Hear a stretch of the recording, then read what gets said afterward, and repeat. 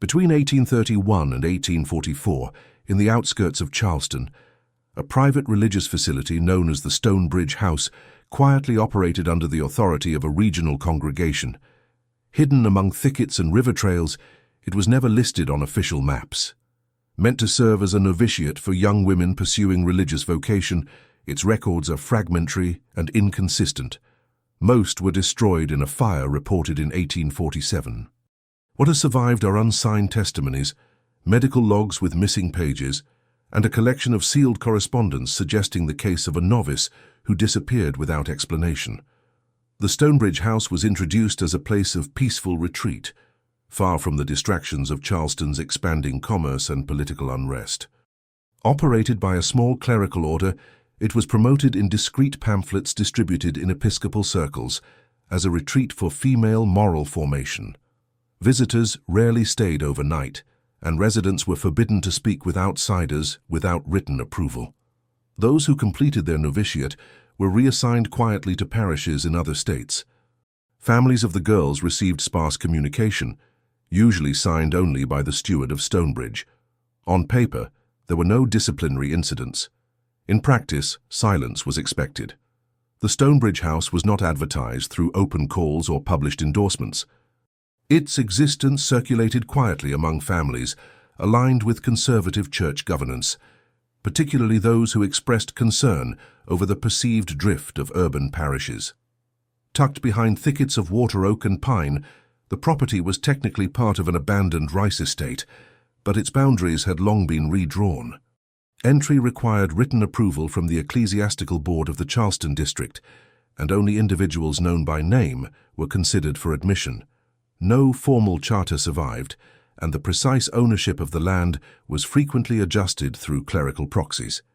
By 1833, the institution maintained fewer than 20 residents, mostly adolescent girls between the ages of 12 and 16. They were referred to not as students but as postulants. The term implied their temporary status, pending formal acceptance into religious life.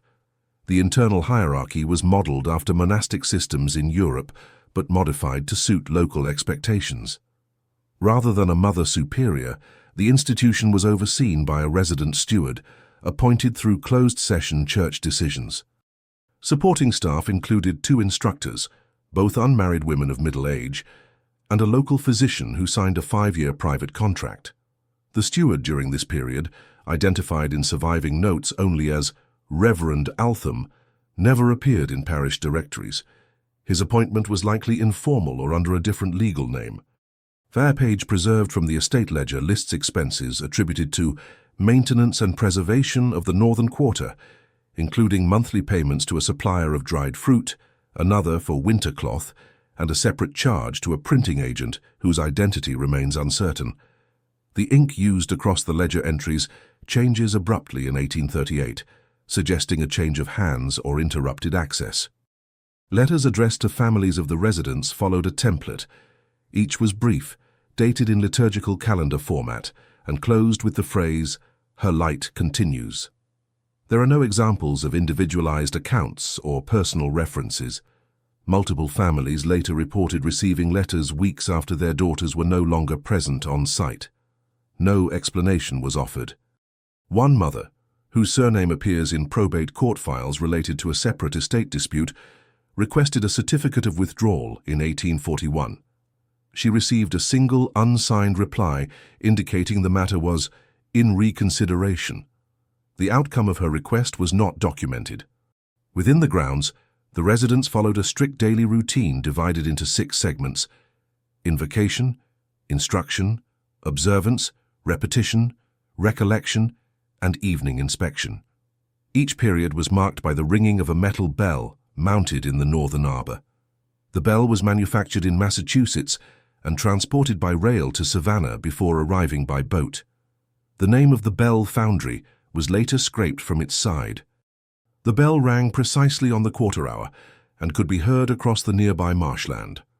Local fishermen occasionally noted it in their route logs, but assumed it came from a river church. Instruction sessions were held in a detached wooden annex referred to as the chamber. The building had no foundation and sat atop packed earth, its floorboards reinforced with lime mixture. Lessons consisted of scripture transcription, recitation of psalms by number, and grammatical exercises derived from older Latin primers. No creative writing was permitted. Ink use was regulated, and each novice was assigned a single quill for the duration of her term. The instructor, identified in notes as Ms. L. Merris, recorded behavioral infractions in a thin blue book which remains missing. An empty cover bearing her name is held by the Historical Archive in a sealed case. The steward's quarters were located in the upper wing of the main house. Entry was barred to residents and staff, except during audit periods. These periods occurred twice yearly and were not announced. A surviving memorandum describes the audit schedule as dependent upon lunar and ecclesial alignment. No explanation was given for the phrase. During these reviews, the steward interviewed each resident individually. The sessions were not recorded, and residents were instructed not to speak of them. One former staff member, in a signed deposition later appended to a civic petition, wrote that the sessions required the girls to sit facing away from the steward. The purpose of this arrangement was not stated. Medical oversight fell under the contracted physician, referred to in one register as Dr. I. Kembry. He visited on alternating weeks, stayed for one night, and submitted invoices directly to the Charleston vestry. Notes attributed to him describe regular evaluations of posture, tone, and silence. A category labeled acoustic intervals appeared repeatedly, though no clinical explanation accompanied the term. Medications dispensed included tinctures of valerian, cod liver oil, and a bitter compound labeled spring extract. The origin of this compound was not detailed, and later pharmacy reviews found no equivalent under common formulas of the period. Physical maintenance of the grounds was assigned to the residents. A rotating schedule divided them into pairs, with each pair responsible for a segment of the outer walkway and the eastern garden. One surviving account references a plot referred to internally as the fixed circle. Its boundaries were not marked on external maps, but a 1902 aerial photograph shows a ring-shaped patch of lighter soil near the edge of the property line. Residents were not allowed to step inside the ring unless instructed. The reason for this protocol was never written down, and no disciplinary records clarify the rule's purpose. Stonebridge maintained no connection to Charleston's municipal authorities. Deliveries were routed through a small landing used by agricultural barges. Any letters arriving at the central post office addressed to the house were redirected through the office of a local chapel. Only one legal case mentions the facility directly, a land boundary dispute in 1844, in which a neighbor claimed encroachment by religious persons unknown. The case was dismissed. The presiding judge later noted the land boundaries were indeterminable due to lack of signature. In 1839, the Charleston Almanac briefly mentioned the Stonebridge property in an anonymous column titled Tracts of Unused Faith. The entry described the house as secluded and orderly and praised its residents for their contemplative bearing.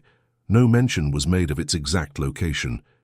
After the publication of the piece, the property ceased to appear in future editions. When contacted, the editors claimed the column had been submitted by a visitor but did not retain the original letter. By 1840, local cartographers ceased marking the area surrounding the Stonebridge house with any religious identifier. Early maps had included a cross symbol or noted convent in faded script. Later versions labeled the area only as private holdings. This change coincided with a shift in church management, during which records of novitiate placement were centralized under a different administrative office. The new protocol no longer included institutions operating outside parish oversight. As a result, Stonebridge was removed from all diocesan documentation. The transition from postulant to novice was governed by an internal process known only through second-hand references. Unlike other novitiates of the time, there were no recorded rites or public affirmations. Instead, selection occurred during inspection week, typically held in the early weeks of Lent. A resident would be summoned at night by the steward and escorted across the south passageway into the vestibule room, an enclosed space adjacent to the old wine cellar. No staff were present during the selection process. Former residents who later provided testimony indicated that those chosen would return with a new head covering and were no longer permitted to participate in outdoor duties. The term novice was not used externally. In correspondence, such individuals were listed as restricted participants, or in one instance as silent observers. Their names were removed from attendance logs, and their desks in the chamber were reassigned. The number of such individuals active at any one time remains unknown, though payroll records suggest that by 1842 accommodations had been modified to isolate 2 rooms in the upper corridor. A ledger entry refers to this modification as quiet division. There is no indication that these rooms were accessible to general residents. The steward maintained personal control over room assignments, and staff were not permitted to make alterations without written request. One note recovered from a cabinet beneath the altar refers to a bed frame repair approved for compartment 3. There is no record of who occupied that compartment. The note was dated using only the feast calendar, making it difficult to establish an exact timeline. Furniture in the restricted wing followed a strict inventory: a single wooden cot, a basin, and a framed plaque containing a handwritten passage. One such plaque was recovered decades later and is currently held in sealed storage by a private historical trust. Instructors were instructed not to inquire about any changes in student behavior once selection occurred. A private guideline document titled Observer Conduct, preserved on onion skin paper, outlines procedures for engaging with those reassigned. The document includes phrases such as limit verbal engagement, do not offer commentary, and redirect inquiries to steward only. A footnote warns against encouraging speculation among general residents. No penalties are listed, but a signature marked only with the initials AL appears at the bottom of the final page. There were no known visitors allowed into the facility once the Lenten period began. A travel log submitted by a supply agent in 1836 notes that during Holy Week, all gates were closed and deliveries left by the Eastern Post. This arrangement continued for several years, with no outside inspections conducted during the same period. Despite multiple requests filed with the Charleston vestry for inspection access, no approvals were granted between 1835 and 1844. The rationale cited in vestry notes was liturgical sequestration. The term appears nowhere else in diocesan literature of the period. Financial support for the Stonebridge house did not follow the typical collection model. Rather than receive funds from Sunday offerings or parish tithes, the institution was financed through a network of private subscriptions. Each family who submitted an application for entry was required to provide a bond, payable in quarterly increments for the duration of their daughter's residence.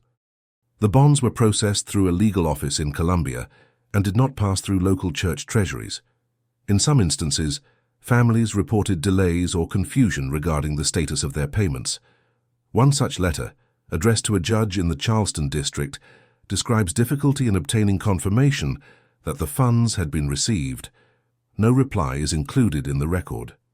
A secondary fund, labeled Postulant Care, was managed by a trustee whose name does not appear in church directories.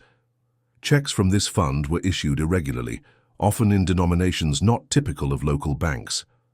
A single surviving ledger book tracks outgoing expenses from this account, including a payment labeled Transit Preparation and another listed only as Silent Compensation.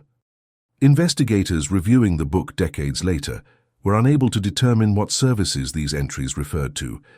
Handwriting analysis revealed at least 3 different authors contributing to the same volume, with no indication of who maintained final authority. No census or population survey ever included the Stonebridge house. By all official counts, the property was marked as undeveloped. When state agents conducted land assessments in 1843, the area was excluded due to unclear jurisdiction. Survey markers found in the region during later investigations bore no corresponding entries in property tax records. A boundary stone recovered in 1921 was engraved with ecclesial numerals rather than township designations. The numerals corresponded to feast days, not geographic references. In 1841, an anonymous document titled Memoranda on the Cloistered Sites circulated among legal clerks in Charleston. Although unsigned, the document included specific references to the Stonebridge house, noting that its structure was not subject to common codes, and that its operation relied upon a tradition of obscured oversight. The writer questioned whether the institution fell under civil or ecclesiastical law, but concluded that no precedent existed for intervention without express authorization from the senior bishop. No record indicates whether the matter was ever brought before the bishop directly. The grounds themselves included a number of outbuildings, with no apparent connection to instructional use. One structure, built from old brick and covered in timber siding, sat on a slight elevation near the southwest tree line. Internally, it contained no furniture but featured a pulley system affixed to the ceiling and a series of iron hooks set into the wall. The building was never labeled on internal maps, but appears faintly in a 19th century land sketch created by a coastal surveyor. The structure's purpose was not annotated. Residents were not permitted to approach the building, and maintenance staff reportedly referred to it as the outer room.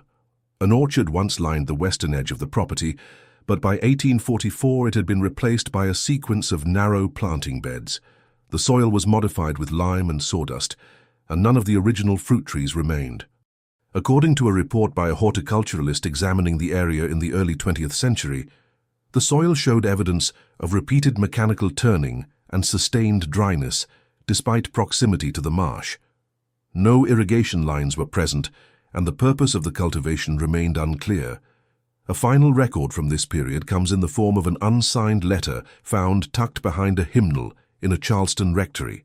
The letter, addressed to Sister L., contains a single page of cursive writing referencing the change in number and warning against seeking audience without reason. The letter's paper and ink are consistent with those used at the Stonebridge house. Forensic analysis suggested it was written during the late spring of 1844. The identity of the sender and recipient were never established. In the spring of 1837, a routine delivery arrived at the Stonebridge landing bearing 3 crates marked for the steward's office. The delivery manifest, preserved in the back of an unrelated parish ledger, listed them only as instrumental articles by order. The crates were addressed in Latin and sealed with wax, bearing no sender's name. When questioned, the boat operator claimed he was instructed to deliver without confirmation. His testimony was later referenced during a diocesan property dispute in 1850, during which multiple witnesses recalled the shipment, but none could identify its contents. That same month, the garden plots at Stonebridge were reorganized. Circular mounds appeared along the central path, evenly spaced and marked with ash.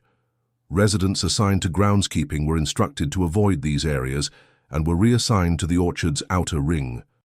Notes from the grounds supervisor, filed into a bundled archive decades later, mention repeated interference from wildlife and unusually poor soil yield. No explanation was offered for why planting continued despite unfavorable conditions.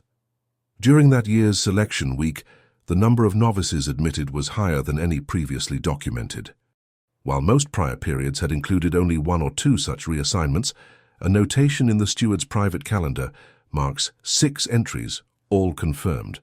This document, preserved under glass in a private archive, uses initials in place of names and lists their quarters with Roman numerals.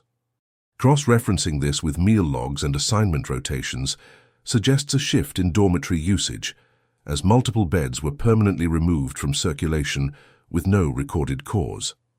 One of the instructors, identified in later correspondence as Miss E. Vultris, filed a request to resign the following summer. Her resignation letter references a change in protocol and notes that the pattern of inspection now deviates from all precedent. She expressed concern that decisions were being made without consultation and that the steward had discontinued instructional oversight. Though the letter was addressed to the Charleston diocesan office, no response was archived. A receipt indicates the letter was received and logged, but its contents were not forwarded for review. Over the following 18 months, multiple families attempted to contact Stonebridge regarding irregularities in communication. One such family, listed under the surname Perrin in census records, sent 3 requests inquiring about their daughter's transfer. All were returned undelivered, bearing the same stamp. No recipient available. A 4th letter was intercepted at the rectory and hand-delivered by a visiting cleric, who reported that the steward refused to meet with him and directed him to leave the grounds immediately. The cleric submitted a memorandum to the regional vestry, in which he stated the house was in closed cycle and not open to external judgment. The steward's authority appeared to increase during this period. Prior to 1838, decisions regarding instruction, diet, and recreation were shared between staff. After that point, the steward began issuing daily orders in handwritten bulletins affixed to the inner door. These included directives for silence, redirection of maintenance routes, and changes in reading assignments. The tone of the bulletins shifted from procedural to prescriptive, often citing unnamed sources of instruction. One surviving bulletin, dated by liturgical calendar, instructed all residents to observe vestibular clarity and refrain from excess auditory presence. The language used was not typical of known church directives. The chapel, previously used for morning invocation, was locked for 6 consecutive weeks in late 1839. During this time, residents conducted morning prayers from individual dormitories. Staff were instructed not to use shared hymnals, and a temporary list of approved recitations was posted in the chamber. This list included repeated use of one passage from the Book of Psalms, omitting all other selections. Margins on the posted list bore handwriting not consistent with either instructor. The steward did not offer a rationale for the changes, and chapel use resumed without acknowledgement the following season. Medical logs from Dr. Kembry show an increased frequency of examinations during this time.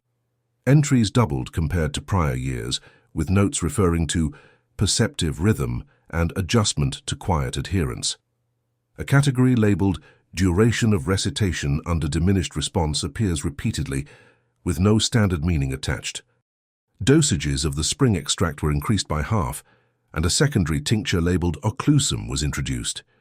The origin of this tincture was not catalogued, and subsequent searches found no matching preparation listed in pharmaceutical texts of the era. Supply logs also reflect a change in dietary provisions. Between 1840 and 1842, orders for bread and legumes were reduced, while quantities of rice meal and barley were increased. Dried fruit shipments ceased entirely. An internal memo from the steward's assistant suggests the change was aligned with contemplative rhythms. The term appears in several other documents, but is never defined. Staff compliance was noted but not questioned, and no formal complaints were filed. During the same period, an internal structural modification was conducted in the southern wing. A wall was extended to form a sealed partition, removing access to what had formerly been a communal sewing room. The purpose of this renovation was not recorded. When a regional carpenter inspected the premises for unrelated repairs, he was not permitted to enter the sealed area and was instead directed to submit his report based on exterior observation. His submitted report simply states, "Passage modified for internal restriction." Correspondence from one former postulant, who later married and relocated to Augusta, contains several brief references to her time at Stonebridge.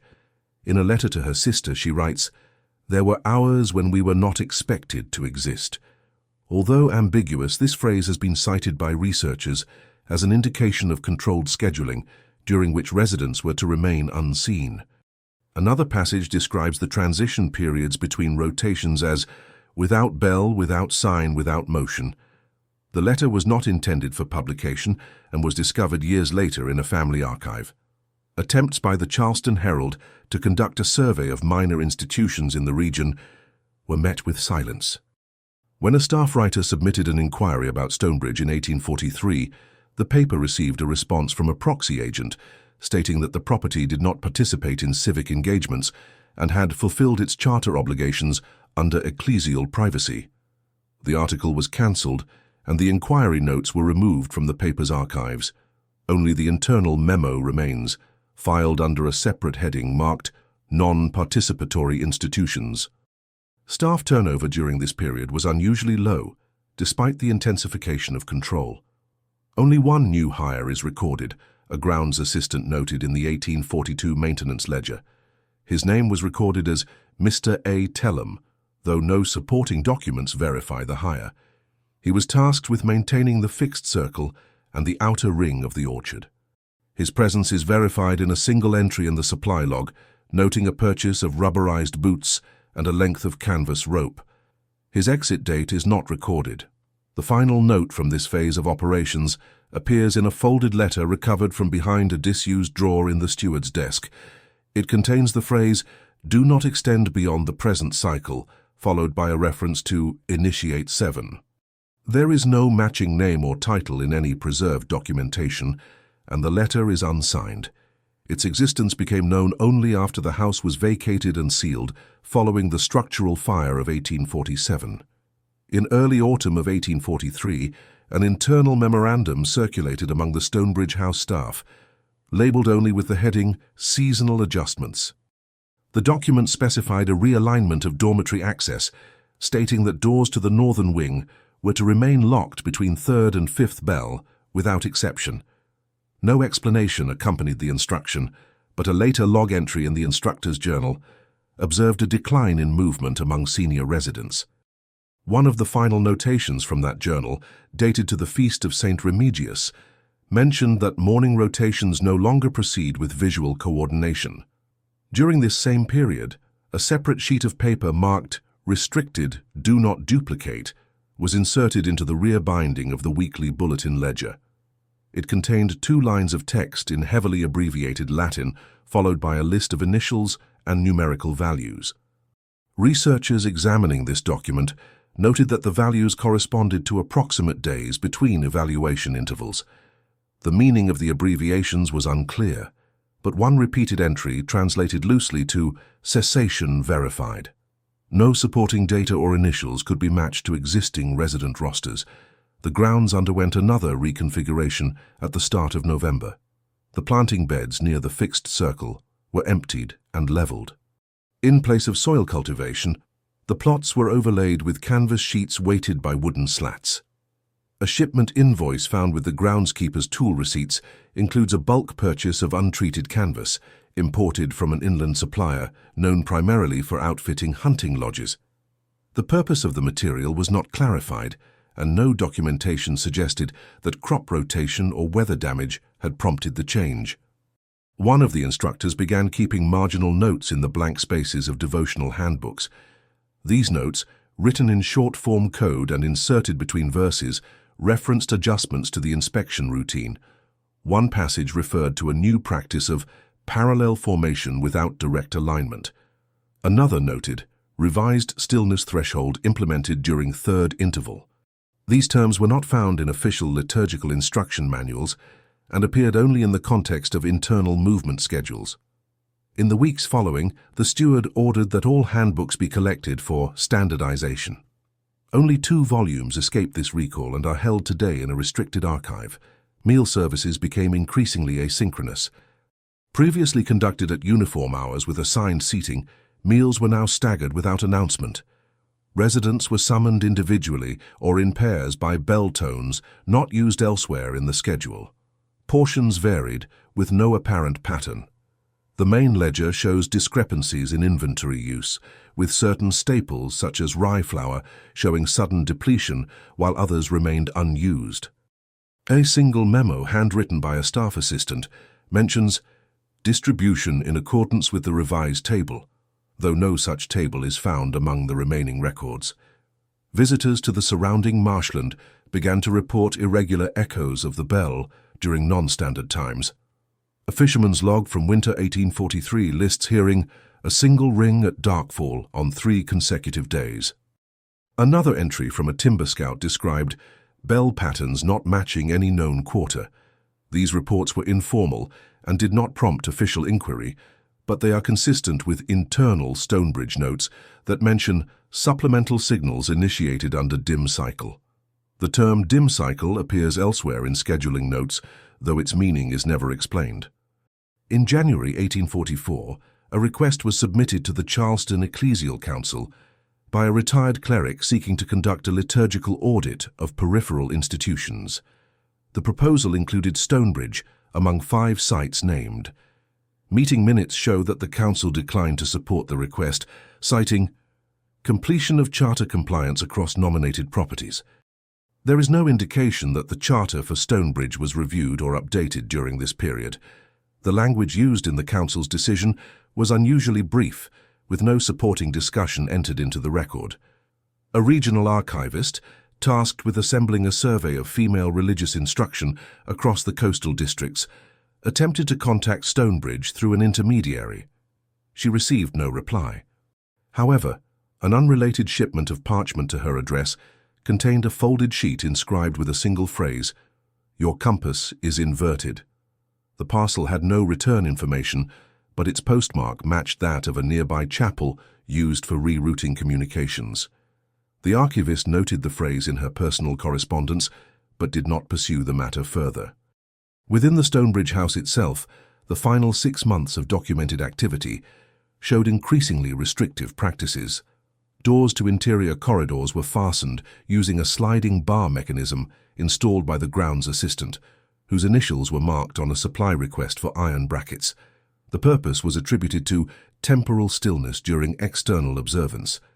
Staff were instructed not to unfasten these barriers, except when conducting material checks. One staff note indicates that on 2 occasions, bells were rung at incorrect intervals, prompting resequencing of internal assignments. Instruction sessions in the chamber were suspended indefinitely by early February. No official announcement was made, but handwriting entries in the instruction ledger ceased. In their place appeared abbreviated initials and lines denoting silent recitation. The instructor's chair was removed from the room, and quill distribution was halted. Paper use dropped sharply according to supply records, and ink logs show no withdrawals after the 2nd week of Lent. One notation, later scratched out, read, "Scriptural rotation terminated per directive." The final audit prior to the building's closure occurred in March of 1844.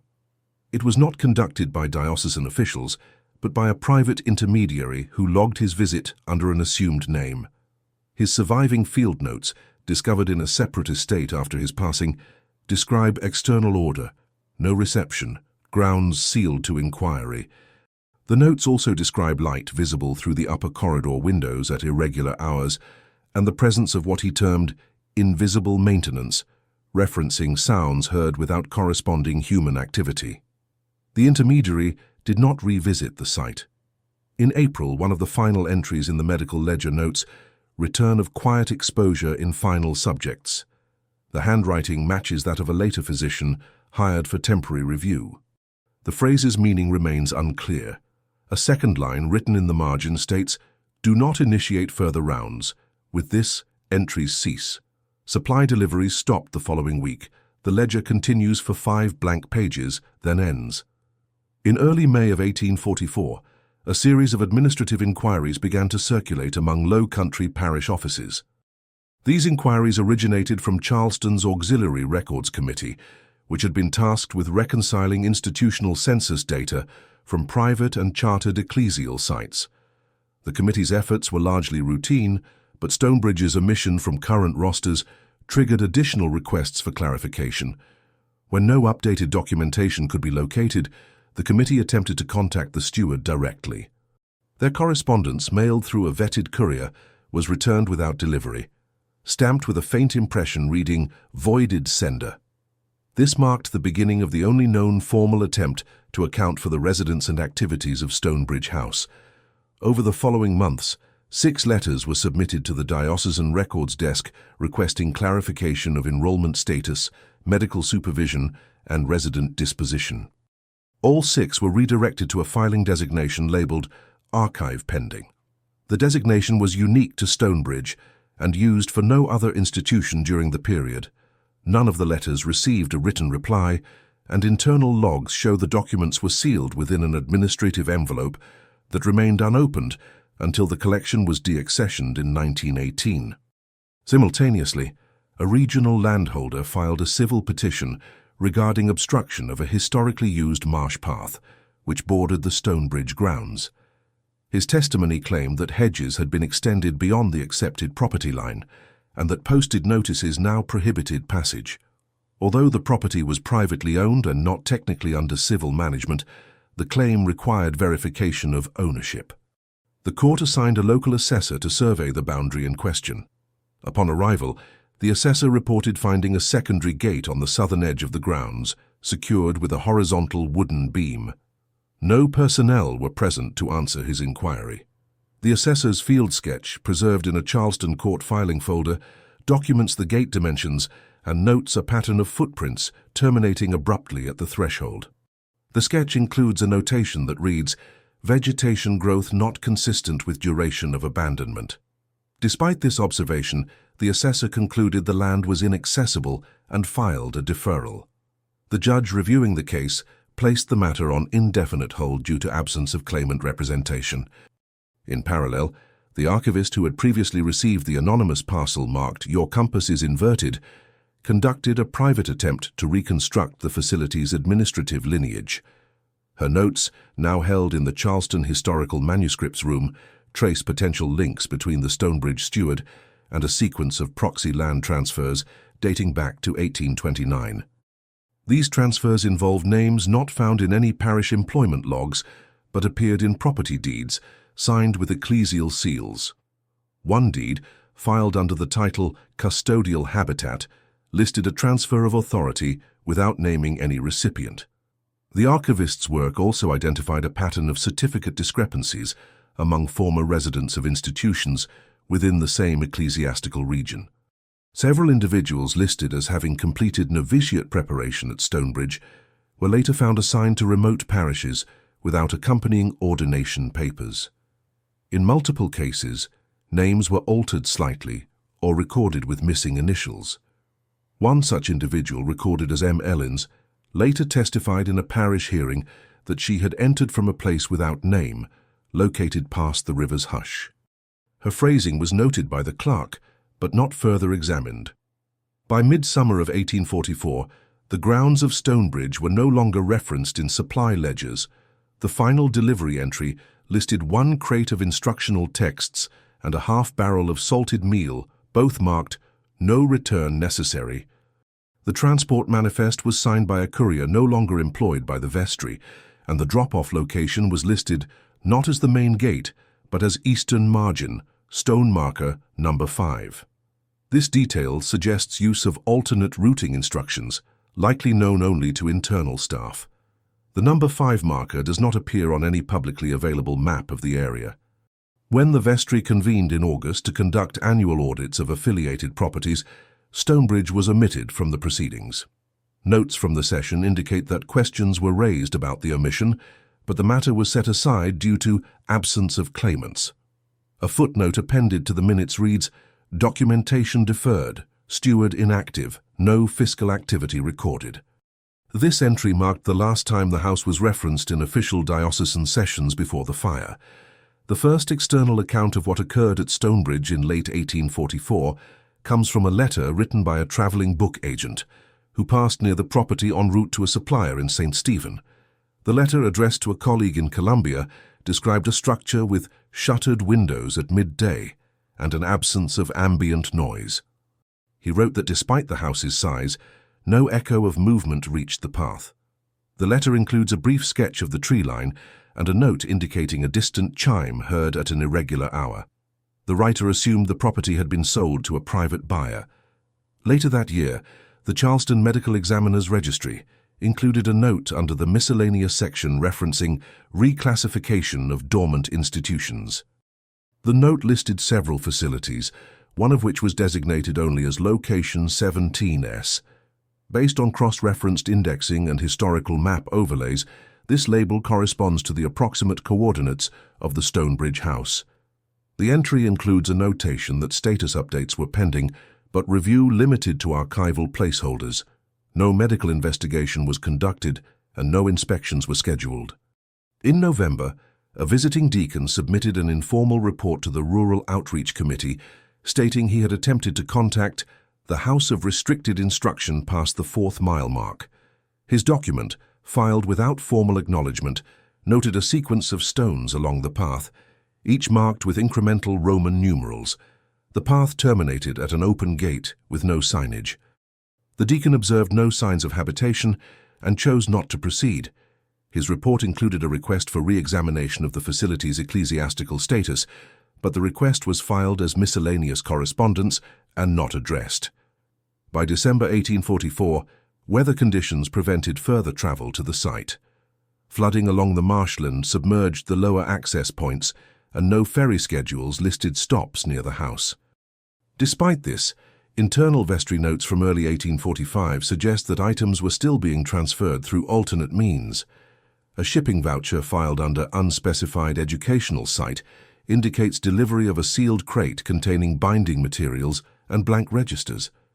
The recipient field was left empty, and the crate was marked for archive compliance. No entry shows receipt or use of the contents.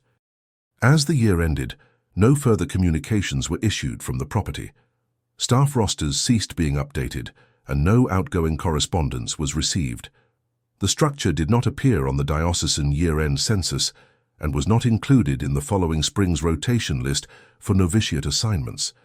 Within clerical directories, its name was removed without notation. Internal memos describe its absence as pending ecclesial normalization.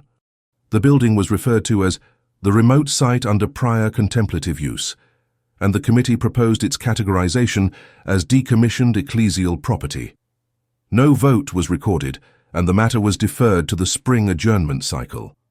Weeks later, the committee clerk attempted to access records pertaining to the site's founding documentation. The parish archives held no certified deeds, nor did they include any formal authorization for establishment. Instead, he located a bound folder labeled Provisional Use, containing fragments of correspondence, all unsigned. These papers referenced interim measures under contemplative formation, authorization granted by predecessor trust, and silent approval under restricted clause. None of the names listed in the folder matched those in the official vestry registries. The committee made a secondary request to the diocesan registrar for any titles, leases, or ecclesiastical mandates tied to the property. The registrar's office returned a single folio marked with red ink along the edges, containing a draft agreement without signature. The text outlined a proposed arrangement for autonomous religious instruction, conditional upon annual submission of observational notes. The section listing accountability measures had been excised with a sharp blade. On the final page, the steward's name was handwritten faintly in pencil, but subsequently crossed out. Around the same time, an attempt to contact former residents of the Stonebridge house met logistical resistance. Most former names had been either reassigned under altered identifications or were listed only with initials. Of the 12 verifiable former residents located in surrounding parishes, 9 reported no direct memory of their final months at the house. 2 offered fragmentary recollections involving extended periods of dormancy, lack of verbal exchange, and the repeated use of a specific call tone that did not align with standard bell practice. The 12th individual refused to answer questions and requested that further contact be discontinued. In April, a minor fire was reported near the edge of the Stonebridge grounds by a timber scout assigned to assess flood damage. His report, filed with the District Forestry Office, mentioned a low plume of smoke near the disused chapel. Upon approaching the site, he found the remains of a controlled burn, with papers and binding remnants scattered across a clearing. No active flames were present, and no individuals were seen. He submitted a sample of partially burned material to the forestry clerk. The document fragment bore ecclesiastical watermarking, but no legible text. 3 days after the scout's report, a storm disrupted access to the site for over a week. When inspectors from the Diocesan Maintenance Commission were dispatched in mid-May to verify storm damage at peripheral locations, they included the Stonebridge property in their list. The 2 inspectors tasked with the visit recorded arrival, but noted that the main structure's doors were sealed from within. No smoke, sound, or other indication of presence was detected. Unable to access the interior, the inspectors noted mild roof damage and loose shingles, but recommended no immediate structural interventions. Their inspection sheet includes a separate note in the margin, "Interior arrangement not evident from any vantage." One of the inspectors later submitted a supplemental report, stating that through a side window, he saw that the chamber had been cleared of all furnishings except a single chair placed at the far wall. The report does not explain why the chamber, which had not been used for instruction in months, would retain only that object. The entry ends with a line reading, "Grounds exhibit no discernible orientation of care or neglect." Following this, administrative interest in the Stonebridge property diminished. Meetings scheduled to address its legal classification were either postponed or cancelled.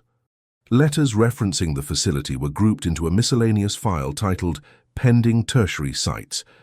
One internal note by a records assistant recommended treating the property as neutralized, though no canonical category existed to support this designation. In June, a land intermediary submitted an inquiry to the Diocesan Property Office requesting clarification on parcel ownership near the eastern perimeter of the Stonebridge grounds. His letter referenced a proposed transfer of acreage for agricultural leasing. When directed to provide the name of the controlling body for the Stonebridge property, he replied that the only name given to him was custodial in perpetuity. The phrase does not match any legal construct recognized under diocesan property codes. No transaction occurred, and the request was archived without action. By midsummer, atmospheric disturbances returned to the region, and marsh flooding once again restricted access. Travel logs indicate that no scheduled visits were made to the property between July and September. Parish records list Stonebridge as non-enumerable in the year-end census. With no residents officially assigned, no budget allocated, and no correspondence received, the diocesan directory labeled the house as historically concluded. The final administrative document referencing the house during this period is a letter dated August 1845. Written by a staff member of the vestry archives, the letter was addressed to an ecclesiastical historian requesting background information on former novitiate sites. The writer described the Stonebridge house as a closed-circuit site without applicable trace. The phrasing suggests the internal understanding of the property had moved beyond practical jurisdiction and into the realm of unresolved archival designation. The historian's reply, if written, was not preserved. In the months that followed, the Stonebridge house remained physically intact but administratively vacant. Maps printed in 1846 omit the structure entirely, and its coordinates are labeled as undeclared terrain. The diocese ceased forwarding mail addressed to its former steward, and no replacement was appointed. The private charter through which it was originally operated was never officially revoked, but it was also never renewed. In the first quarter of 1847, the vestry received an unsolicited parcel containing a metal key, a folded schematic, and a single-page notice reading, "Final Access Certified." The parcel had no return address and was delivered by private courier.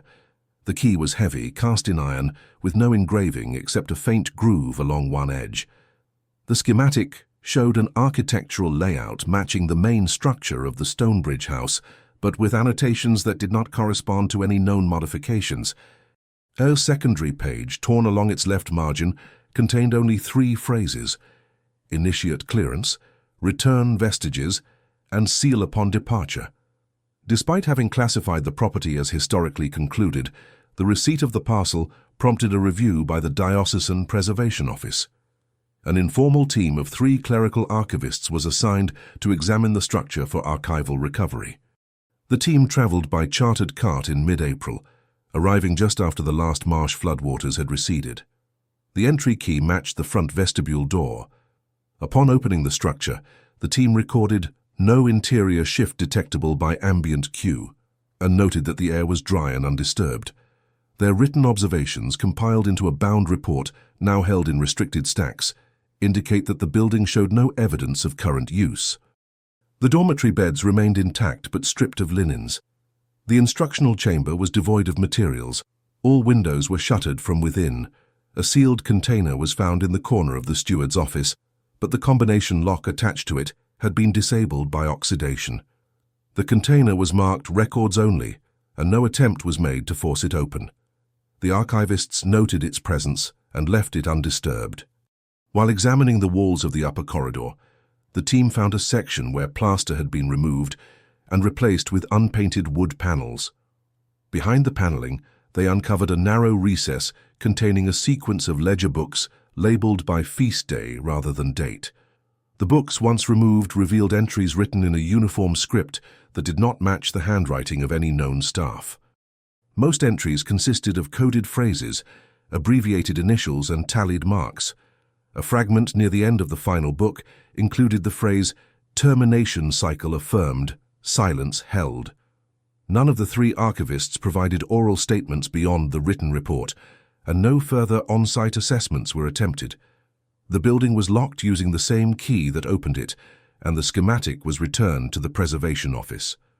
The key was placed in a sealed pouch and archived without tag. Internal documentation filed shortly thereafter listed the Stonebridge house under the classification Non-Reactive Repository, and the site was removed from active directory listings. Later that year, a notice in the Charleston Architectural Registry listed the structure as condemned due to lack of occupant intent. No structural assessment had been conducted to support this classification. The term occupant intent had not been used in prior registry documentation and does not appear in any subsequent listings. When asked, the registry office reported that the phrase had been inherited from the last active charter notation. An inquiry filed by a visiting historian from Richmond noted discrepancies in recorded resident counts between 1831 and 1844. His review, compiled from 6 separate diocesan appointment rosters, indicated a persistent numerical shortfall when compared to standard progression schedules. In one case, a postulant was documented in an enrollment ledger, but had no corresponding exit record or parish placement. The archivist's internal memo concludes that total accounted progression does not match issuance volume. When asked to provide further context, no members of the vestry responded. A notation was added to the inquiry file indicating that numerical instability is within the margin of monastic fluctuation. This phrasing was later marked for review, but never revised. No further clarification was submitted, and the file was sealed after the historian's departure. In the fall of 1848, an overland merchant reported seeing what he believed to be faint lamplight through the upper window of the Stonebridge house while traveling a nearby route.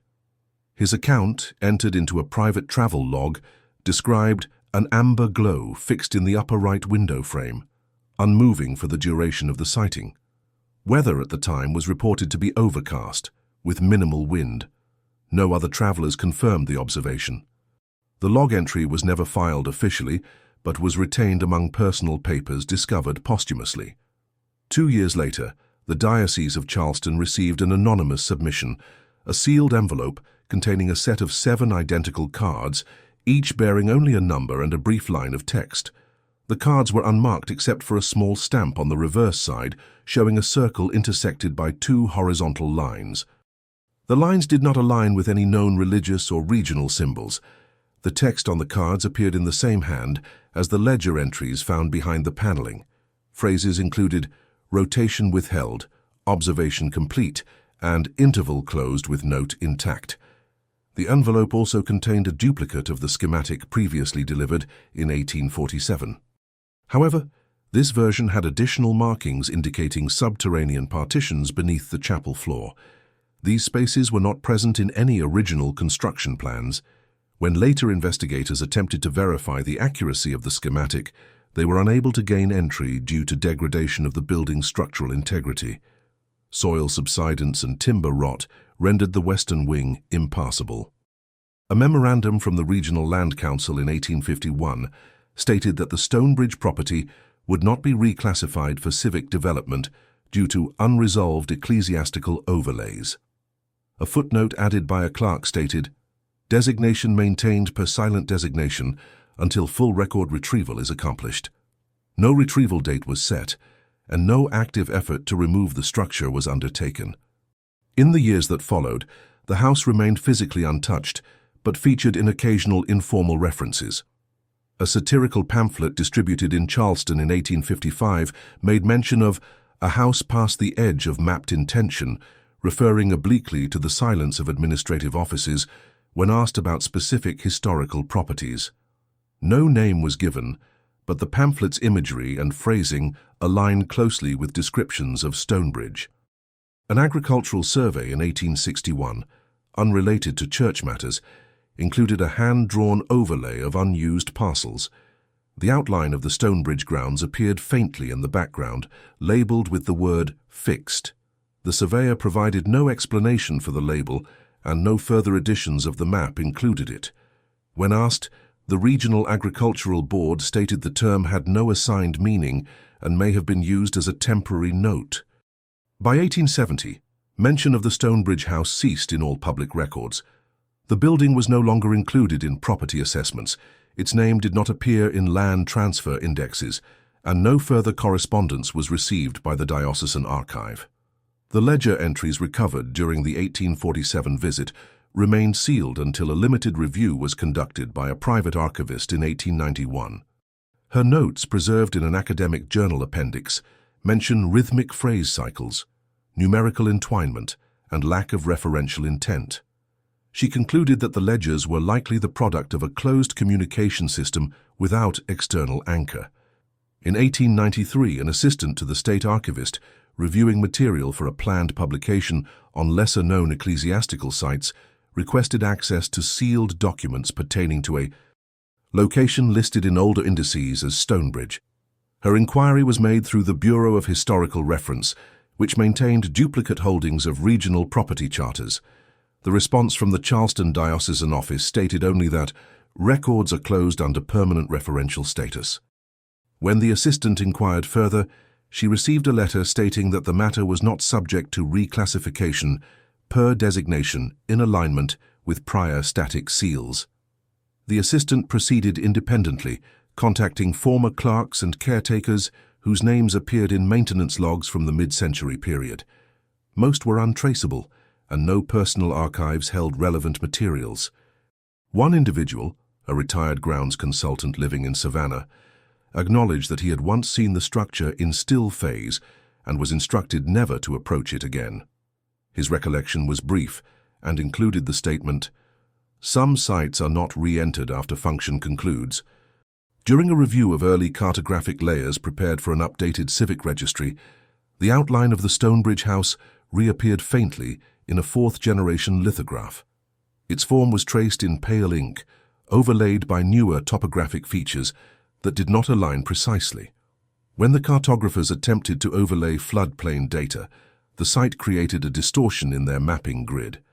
As a result, the map was annotated with a footnote reading, "Coordinate alignment disrupted, fixed orientation retained." The anomaly was not addressed in subsequent printings, and no adjustments were made. Later that year, a sealed folio from a retired registrar was donated to the College of Sacred Studies. It contained one envelope labeled Stonebridge Residue Entries. Inside were pages of ledger material, written in a thin script, matching the hand found in the 1847 recess ledgers. One page contained the phrase, "Interval maintained post-audit," repeated in 3 vertical rows. Another included tabulated data under a heading marked "Sequence Inversion Authorized." There was no date or name associated with the entries, and the folio lacked a donor certificate. In 1895, a collection of institutional keys held by the diocesan archive was inventoried for consolidation. Among them was the original Stonebridge access key, still sealed in its pouch. The review committee opted not to include it in the general archive, citing absence of active correlation. Instead, the key was placed in a separate compartment labeled Unresolved Links. A review note added that return of associated structure is not anticipated. The key's present location is not recorded in subsequent inventories. Following this, no further documentation of Stonebridge appeared in any state, parish, or ecclesiastical source. The property did not transfer ownership, and its geographic markers were replaced with forestry tags unrelated to habitation. Soil reports from the area conducted during a conservation initiative in 1896 described the site as inert landform with no recent disruption. One soil sample yielded a higher than expected clay retention value, and another showed trace sediment inconsistent with surrounding terrain. The report did not speculate on the source of the anomaly. By the close of the century, public reference to the Stonebridge house had become effectively non-existent. Educational material, local histories, and parish overviews omitted it completely. When questioned, historical offices either denied knowledge or stated that records had been lost to administrative consolidation.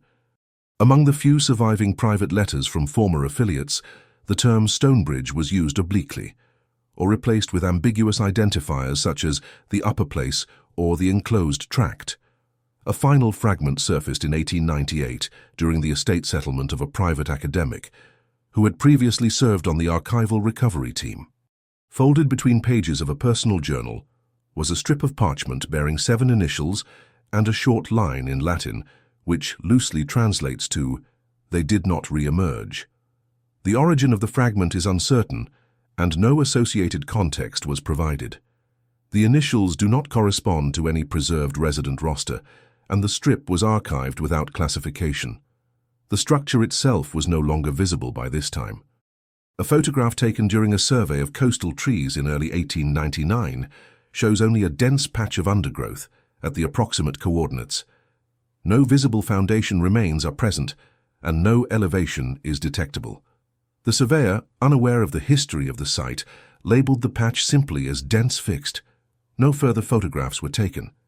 If this story impacted you, if you stayed until the end, it's because you feel these hidden truths also need to be exposed. So leave in the comments the city you're watching from. This way, we can see how far these stories are reaching. And subscribe to the channel. There are many other cases the world tried to forget, but we insist on remembering. This story was taken from documents that were found. All names have been edited to protect the source.